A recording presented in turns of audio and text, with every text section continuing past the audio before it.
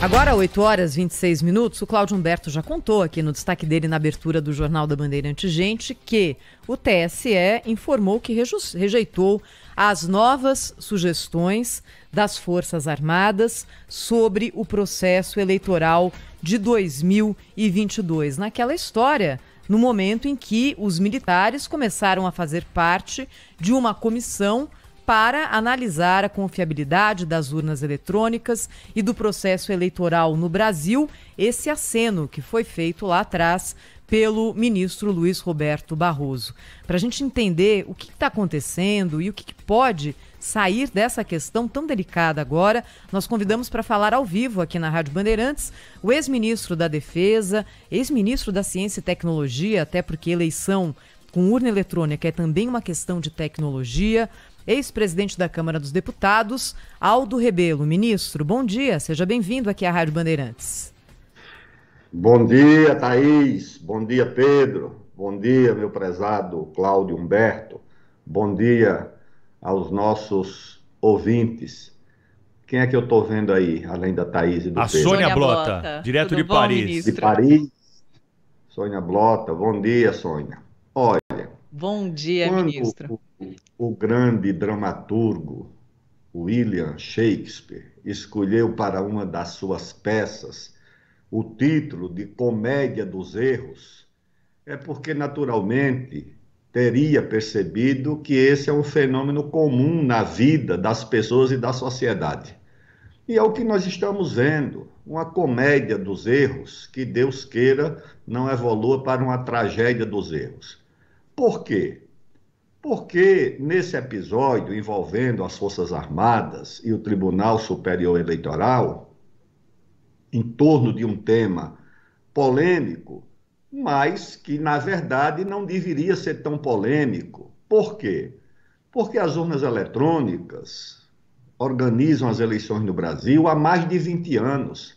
Na última eleição, foram mais de 60 mil mandatos escolhidos pelo voto eletrônico. Além dos mandatos de 5.500 prefeitos, os mandatos de quase 60 mil vereadores.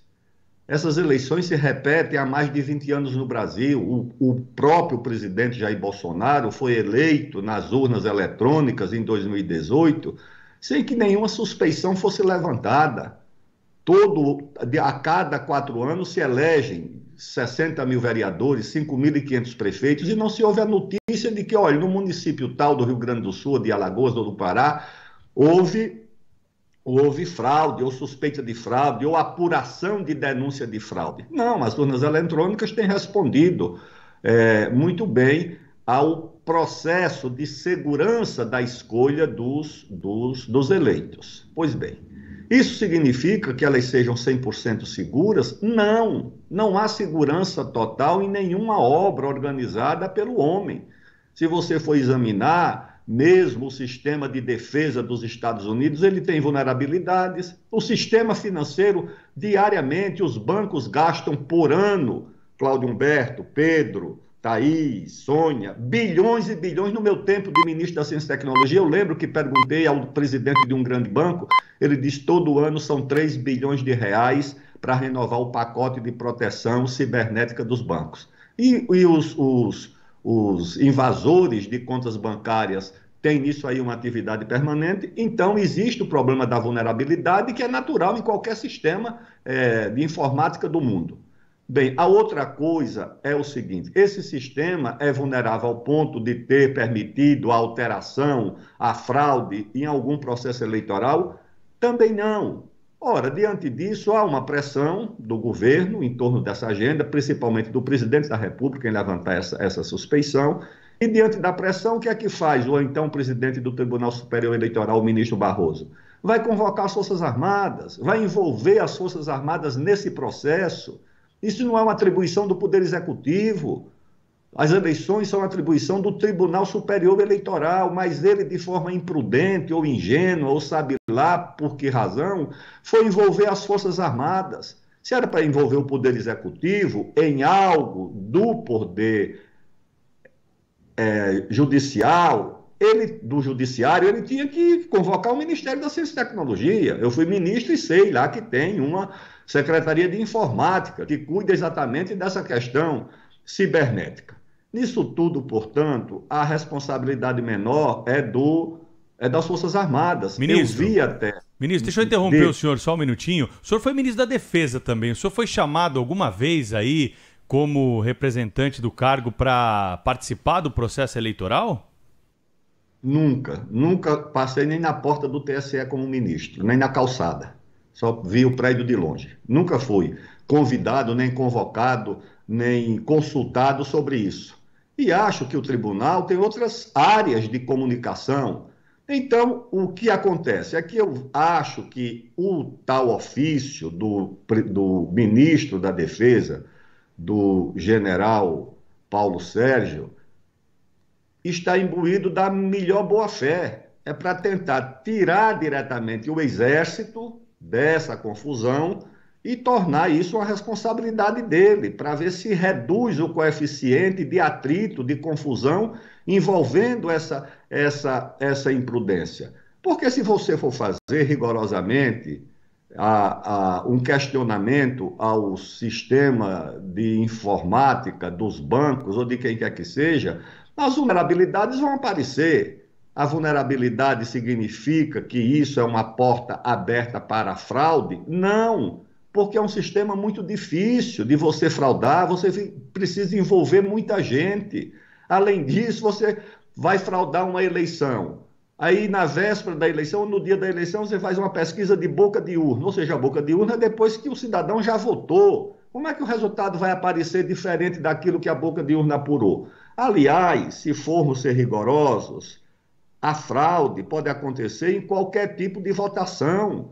A única fraude provada, ou tentativa de fraude que nós tivemos na história das eleições brasileiras recentes, foi no voto aberto, foi no voto escrito, foi no voto em cédula, foi na eleição do Brizola, em 1982, eu acho, aquele escândalo da Proconsulte, e as duas eleições americanas acusadas de fraude, a eleição que deu a vitória ao presidente Bush contra o vice do Clinton, Al Gore, foi decidida na Suprema Corte, com acusações de fraude nas cédulas, ou seja, no voto escrito nas eleições da Flórida. E, recentemente, o próprio presidente Donald Trump diz aos quatro ventos nos Estados Unidos que as eleições foram fraudadas. Como é que são as eleições nos Estados Unidos? Não estou dizendo que foram, estou dizendo que ele denunciou. Como foram? Eleições em cédula. Então, a votação ela precisa de uma margem de segurança em qualquer sistema, ou na urna eletrônica ou no voto em cédula. O que eu creio é que essa confusão em torno da urna eletrônica é para desviar o assunto do preço da gasolina, do preço do óleo diesel, do preço do arroz, do preço do feijão, porque a população não está preocupada com urna eletrônica, a população está preocupada com a feira, com o dia a dia, com o posto de gasolina, tá certo? Então essa confusão desvia o assunto daquilo que eu acho que é mais premente para a própria população. Ministro, muito bom dia. Eu queria saber se você leu o documento produzido pelas Forças Armadas, as dúvidas, sugestões, indagações, etc., se acha que são razoáveis. Eu estava dizendo aqui mais cedo também que é aquela história, né? Não se sabe exatamente o que é que o Barroso quis, né? O ministro Barroso pretendia quando convidou os militares, mas parece que ele ignora aquela máxima segundo a qual, para militares, né? Para os militares, missão dada é missão cumprida. Chamaram os caras para dar palpite sobre isso, eles cumpriram ali, obedeceram, digamos assim, o comando, a voz de comando. Eu queria saber dessas duas coisas, assim, enfim, da resposta, do gesto das Forças Armadas de fato responder à convocação e fazer o que lhe foi pedido, e a qualidade dessa resposta. Eu queria que o senhor fizesse, como ex-ministro da Defesa e como conhecedor ali daquele meio, como poucos, que falasse sobre isso. Cláudio Humberto, meu prezado amigo, as Forças Armadas, o Ministério da Defesa, acolhe o único programa de defesa cibernética existente no Brasil. E ele é de responsabilidade do Exército. Portanto, ali não tem nenhuma pergunta estúpida, ingênua ou imprópria. Eles escolheram para formular o questionário os que trabalham nessa área. é um programa do Ministério da Defesa com o Ministério da Ciência e Tecnologia. É o Programa de Defesa Cibernética, que é uma das atribuições nobres das Forças Armadas que não são ou diretamente ligadas à área de defesa. É defesa também, mas é um programa de caráter e de interesse civil. Então, ali não há pergunta descabida, não há pergunta estúpida. O que há de descabido é o Tribunal Superior Eleitoral transformar as Forças Armadas numa espécie de corregedoria do processo eleitoral. É claro que se aqueles questionamentos fossem dirigidos ao sistema financeiro ou ao próprio sistema de defesa cibernética do Exército, nós temos lá no Ministério da Defesa uma sala de muita segurança destinada à atividade de inteligência. Se você for dirigir ao Ministério da Defesa aquele questionamento sobre a segurança cibernética da inteligência de defesa no Brasil, você vai chegar à conclusão que há vulnerabilidades. Ora, se há vulnerabilidades, significa que o país está completamente exposto ao risco de qualquer ataque? Não, porque a vulnerabilidade é parte do sistema cibernético em qualquer lugar. Os israelenses e os americanos entraram no sistema, que é um sistema fechado de proteção de informática da central nuclear iraniana e destruíram as centrífugas, porque mudaram a programação do computador que dirige a centrífuga da central nuclear iraniana. E como foi que fizeram isso? Infiltraram um super germe, um super verme cibernético, vírus. E conseguiram fazer isso. Então o sistema tem vulnerabilidade. Mas o erro, na minha opinião, não é do Exército fazer o questionamento. Ele foi convocado, ele foi chamado, foi pedido a ele para fazer sugestões. Eu acho que o problema é de quem fez o pedido de forma imprudente, porque o tribunal não poderia transformar as Forças Armadas numa espécie de corregedoria do sistema eletrônico das eleições.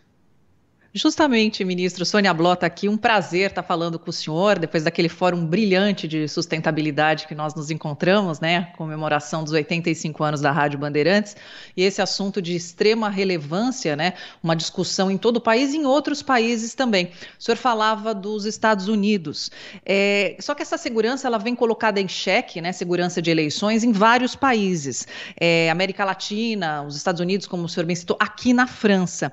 Por exemplo, o voto aqui é de papel e foi motivo de questionamento agora nas recentes eleições presidenciais, né, a reeleição do atual presidente Emmanuel Macron. Gostaria de uma avaliação do senhor, por que isso está acontecendo, assim, seja na urna eletrônica, seja com o voto de papel, e isso tem encontrado, aí que eu acho que é um ponto em comum, apoio popular a esse tipo de discussão? Sônia, há uma desconfiança profunda no Ocidente sobre o processo democrático, sobre as eleições. Porque as eleições no Ocidente, nas democracias ocidentais, sempre foram ligadas ao processo econômico. O liberalismo econômico construiu o liberalismo político. A liberdade econômica construiu a liberdade política. A liberdade do mercado tem a sua correspondência política na liberdade eleitoral. E como a democracia econômica, a liberdade econômica, o liberalismo econômico fracassou, ele contaminou com o seu fracasso a democracia. Então, o berço dessa democracia parlamentar ocidental é a Inglaterra. Ela acabou de sair dos BRICS, numa espécie de rebelião contra o sistema econômico europeu. Na Europa Oriental nem se fala, porque não tem essa tradição democrática, então você não pode estranhar o caso da Hungria, da Polônia. Nos Estados Unidos houve esse questionamento. Por quê? Porque a democracia econômica que produzia riqueza, oportunidade de trabalho, oportunidade econômica, criou uma classe média pujante na América e na Europa. Hoje ela é um fator de concentração de renda, só produz bilionários em plena pandemia, laboratórios farmacêuticos faturando trilhões às custas da saúde e da vida das pessoas. Então as pessoas olham e dizem, olha, o que está sendo resultante dessa economia fracassada, que só concentra renda, é também essa democracia, e transferem para a democracia uma responsabilidade que não é da democracia, é do sistema econômico. E isso vem numa espécie de desconfiança, e aparecem então esses dois fenômenos, que na verdade é um, o chamado populismo. Ou é o populismo que aí os cientistas políticos chamam, né, de populismo de esquerda, populismo de direita.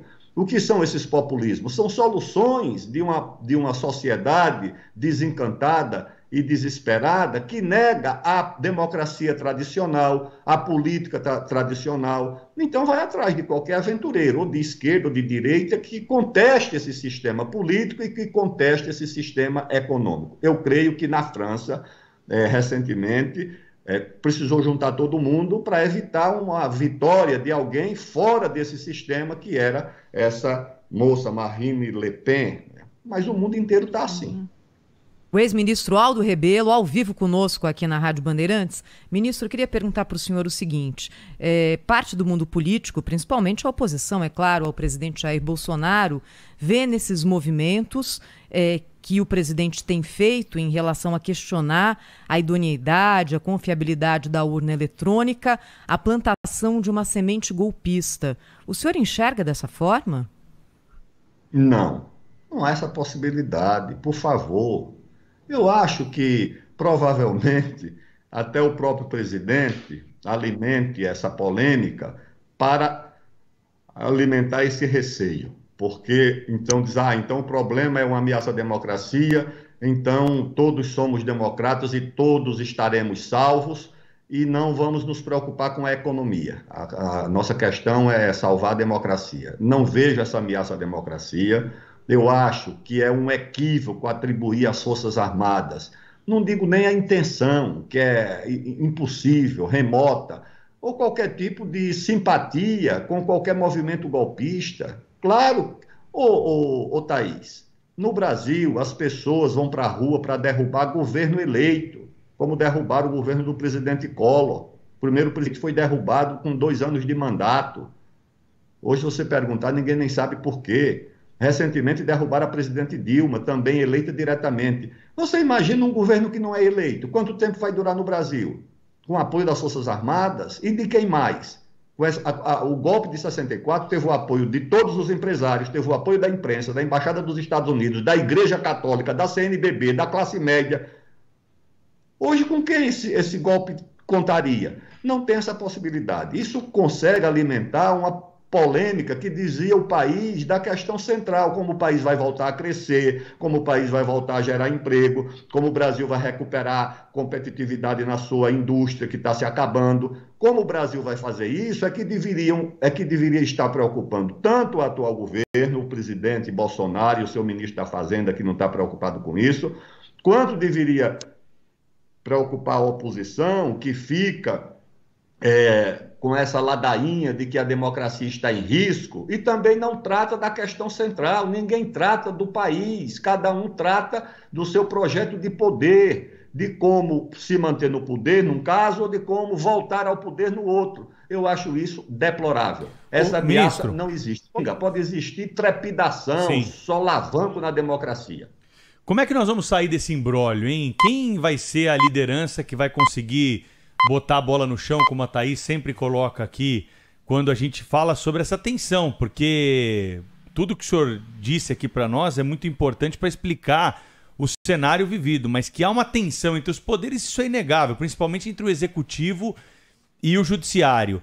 Como é que a gente sai dessa situação aí, batendo as portas de uma eleição presidencial, hein? Em primeiro lugar, Pedro, pelo caminho incontornável, cheio de problemas, cheio de dificuldades, que é o da democracia. Democracia no Brasil não é uma escolha. Eu quero a democracia ou não quero. A democracia no Brasil é um destino.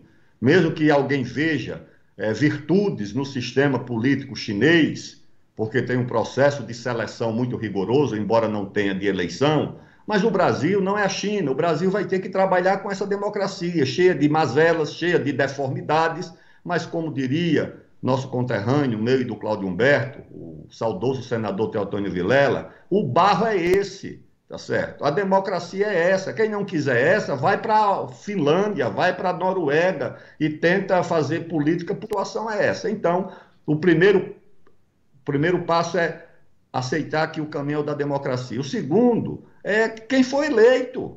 Vai ser eleito, quem quer que seja, vai tomar posse e vai tentar, não estou dizendo que vai conseguir, mas pelo menos vai tentar governar. E você tem que pensar também no país. Foi eleito, é presidente, olhe, o país é esse, precisa ser governado, o presidente da República precisa ser respeitado, a oposição precisa ser respeitada enquanto durar o mandato. Aqui não, se elege um presidente, no outro dia já estão querendo derrubar, desistir, seja lá quem for, tá certo? E não tem inocência.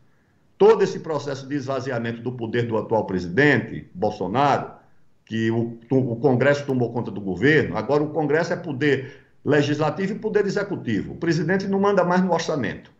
O Supremo Tribunal Federal é um poder paralelo, porque ele é judiciário, ele é legislativo e ele também é executivo. Ele proíbe o presidente de nomear ministro, como proibiu a presidente Dilma de nomear, proibiu o presidente Michel Temer, de nomear delegado, como proibiu o presidente Bolsonaro, de fazer portaria. Ou seja, o país vive uma espécie de anarquia na relação entre os poderes que precisa de um freio de arrumação. Não pode. Cada um tem que ser o poder que a Constituição atribui. É poder legislativo, então é legislativo. Não é executivo. Não pode sequestrar os recursos do orçamento do poder executivo.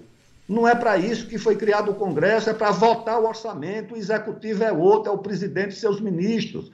O judiciário é poder judiciário. Não pode, sob pretexto de omissão do legislativo ou de dizer o que do executivo, querer ser legislativo e executivo. Então, isso tem que ser disciplinado, meu caro. O seguinte, a César o que é de César e a Deus o que é de Deus.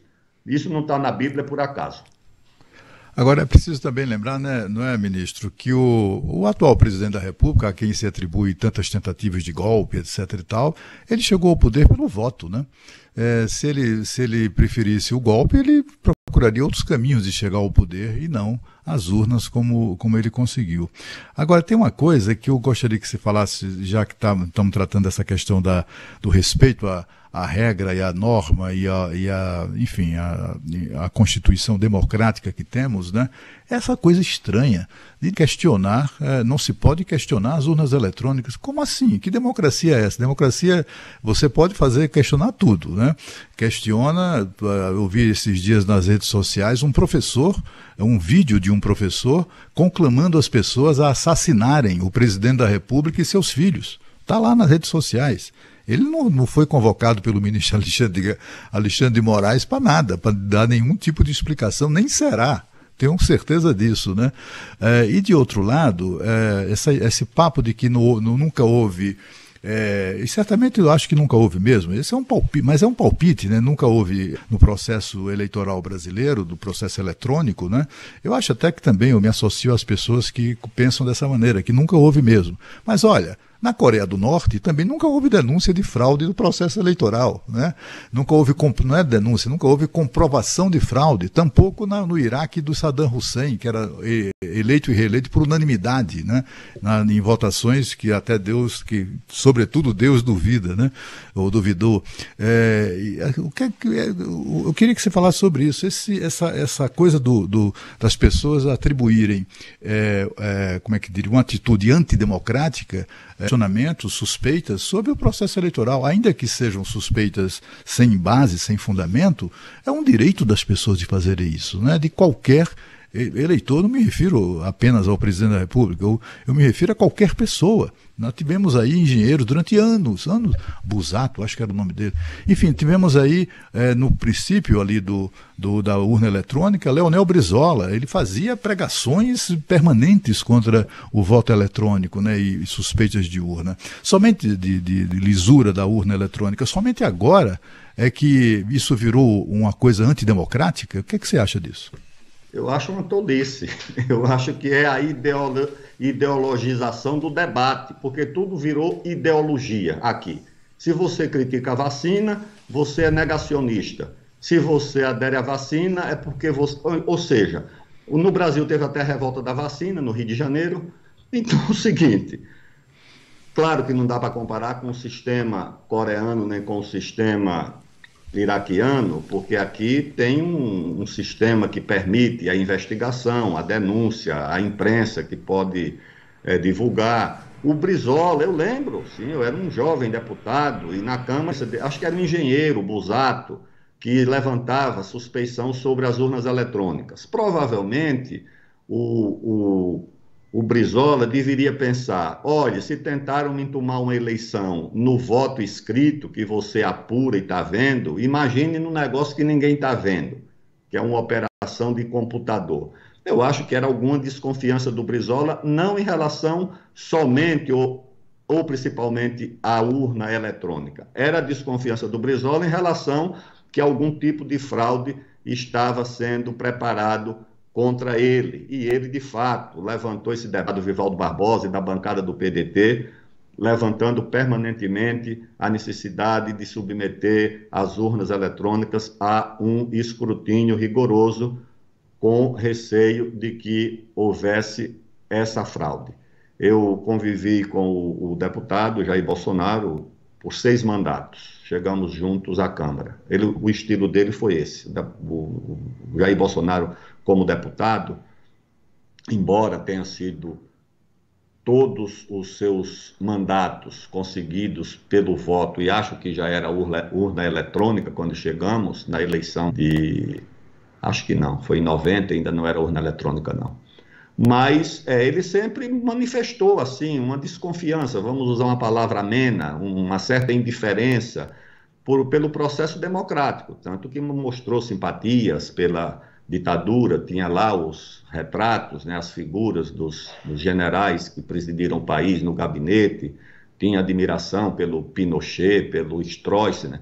Então, a democracia, para ele, é um valor tão decisivo, ou tão importante.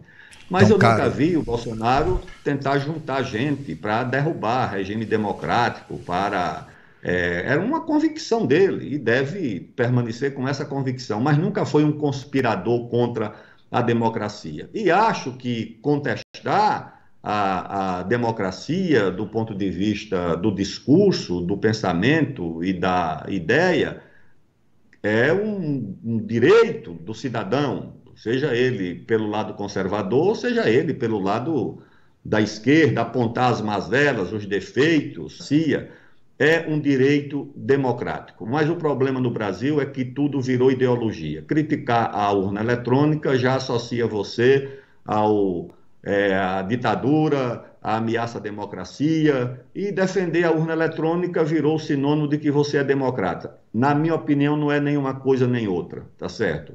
Exigir ou pedir o aperfeiçoamento da proteção do sistema eleitoral, eu acho que mais do que um direito é uma necessidade. Quanto melhor for o processo, quanto mais mecanismos e garantição do sistema eletrônico você tiver, é melhor para a democracia. Questionar faz parte da democracia. Dizer que não vai ter fraude, porque o processo também tem uma certa margem de segurança, também. Da mesma forma, dizer que o processo de... Ô, Cláudio Humberto, todos nós, você, a Thaís, a Sônia, todo mundo aqui tomou vacina e vacinou os filhos. Nós nunca ficamos sabendo de onde vinha essa vacina. Sei lá quem fabricava. Hoje em dia parece uma guerra das vacinas. Qual foi a sua? A minha foi Pfizer, e a sua foi AstraZeneca, e a sua foi Moderna, e a sua foi não sei o quê. Esses laboratórios do mundo inteiro ganhando trilhões, você não vai criticar um negócio desse? É claro que vai criticar, tá certo? É claro que vai processar. Você precisa tomar 5, 6 vacinas, tem gente que vai dizendo que vai tomar num ano, 2 anos, 5, 6 vacinas, por que isso? Você tomava uma vacina de poliomielite e acabava o problema. Então, isso tudo está em debate, está em discussão e não pode ser transformado em ideologia. Se você critica o comportamento do ponto de vista dos costumes, se você não adere ao modismo, você é fascista, tá certo? Você já é qualificado como... Não, isso está errado. E se você não adere ao modelo liberal econômico do mercado, se você não é a favor das privatizações, você já é comunista, eu acho que isso é o fim do mundo, sinceramente. Ex-ministro Aldo Rebelo, deu uma aula aqui sobre esse assunto polêmico aí fiscalização do nosso processo eleitoral, né? Que está na capa de todos os jornais hoje. E aula de temperança, inclusive. E está apontando caminhos, o mais importante, né, Cláudio? Que é o que a gente busca aqui para sairmos desse momento aí de tensão. Ministro, foi um prazer conversar com o senhor na Rádio Bandeirantes. Até a próxima, hein? Um abraço e até breve. Rede Bandeirantes de Rádio.